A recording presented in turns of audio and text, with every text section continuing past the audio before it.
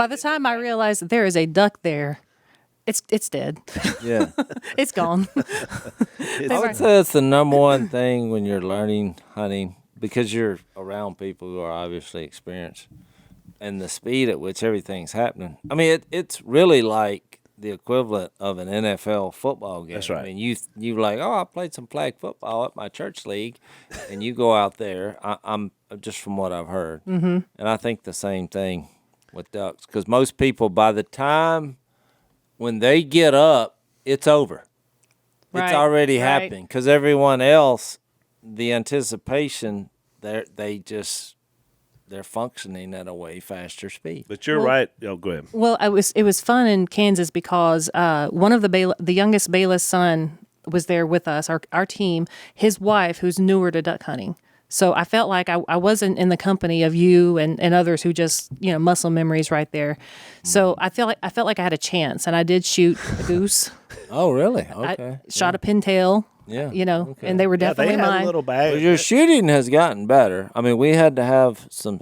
I forgot when that all happened, but I remember one day I just had to say, I was like, Phyllis, let's stop. Let's time. We had a timeout on the Timeout. shotgun. I don't think I shared this before, and I didn't want to embarrass you, but I was like, you know what? You're my sister, because I think somebody said shoot a duck, but you were so far off. I was like, there's a technique that's off here. Mm-hmm. It was. And you really, because you really just didn't have your head looking right down that gun barrel, matching the bead up to the duck. It was just some simple tips, and I'm not thin-skinned. Like, that doesn't bother me at all to receive positive reinforcement, criticism. And you're good about asking. So firearms are dangerous, and they can be intimidating, and they should be, because we should be They're nervous. dangerous. For a reason. And the number one goal for a new hunter should be safety, because there's a lot of rules that you've learned that are in place where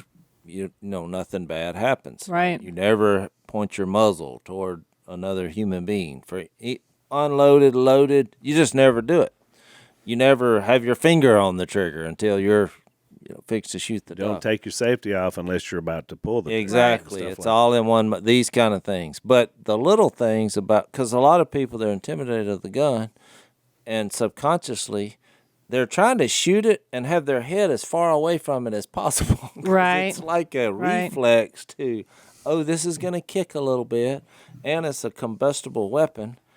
But you just have to get on in there and get your head down on the side of it. I tell people, you need your jaw to be sore a couple times so you have your head down on that gun. Because if you don't, you're not going to hit what you're aiming at. Well, the tips helped. I mean, I have gotten better. I'm far from where I need to be. And the safety is important. I took a hunter's safety education. Exactly. How did I say? Hunter's education safety course. So how about and you've introduced to another world when we get home and we decide whether we have duck fingers or duck gumbo or baked duck. I mean, Real duck.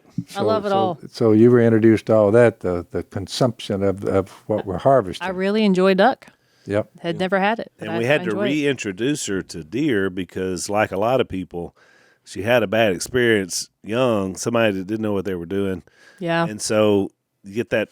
I remember it too. I mean, you got all these deer processors. I don't ever remember that deer processors when I was growing up. It's a big thing now. It's a big thing now. So you got people that kind of learn what they're doing in process. Stone is aging the bigger deer.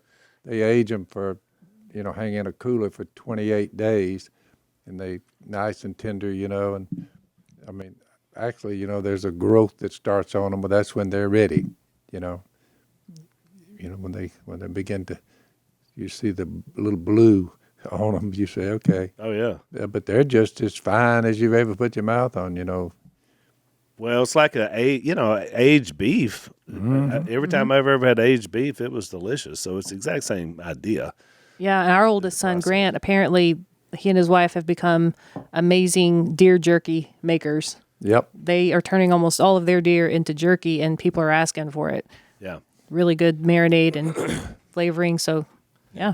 There's a guy I know that up in Oklahoma that kills a lot of geese and, a lot of ducks, and a lot of deer. And he's been turning everything into jerky, and then he ships it overseas to our service members who are deployed. That's awesome. Which is a great idea. So Yeah. it's a part of a whole group that's been doing Great that. idea. So, yeah, because, I mean, you know, you're out there. I mean, just one thing is you get something from home. And then Yep. the other thing is, you know, it's really tasty and good. Very cool. Pretty good way to eat that, too.